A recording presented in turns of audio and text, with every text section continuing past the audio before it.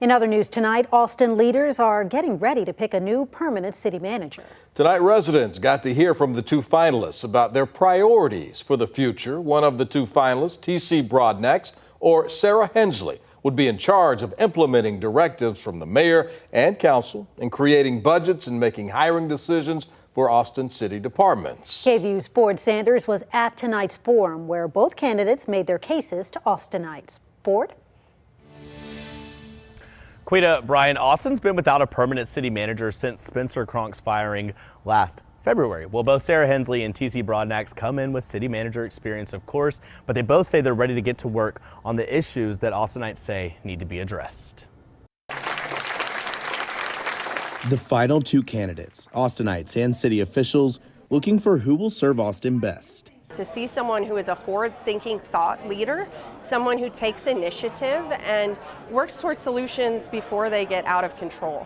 TC Broadnax and Sara Hensley say they want to continue their city manager careers in Austin. Hensley works in Denton now, but previously worked at Austin City Hall, leading the Parks and Recreation Department from 2008 to 2017 and serving as an interim assistant city manager over homelessness. And the first thing I did was to pull all the departments together because every single department affects homelessness in some way or another, whether it's police, fire, libraries, parks and recreation, real estate, you name it. The other finalist, TC Broadnax, served as Dallas' city manager from 2017 until abruptly resigning in February, saying he and Dallas Mayor Eric Johnson didn't see eye to eye on policy issues. Broadnax says he knows what it takes in major cities like Austin to reach the community. There is not a space or a place. I've been in neighborhood organization meetings that have 5 people in them in somebody's house, and we're sitting there having a conversation at a coffee table. I am an Austin resident, 26 years. The meet and greet gave Austinites like Christopher Summers the chance to voice their concerns. For him, things like transportation and management at the Austin Animal Center are top of mind. Sara actually has a good background in animal welfare, having worked in that department before, and then TC was really strong on accountability and holding his ACMs accountable and all the way down to the director level.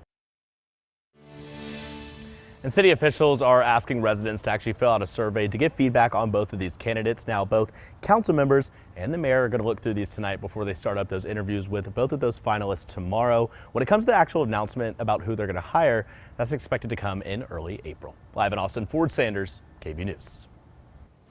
Thank you, Ford. Austin has a strong manager form of city government as opposed to a strong mayor one. Now that means the elected mayor and council take on legislative functions and they appoint the manager who carries out those directives and can be fired by a council vote.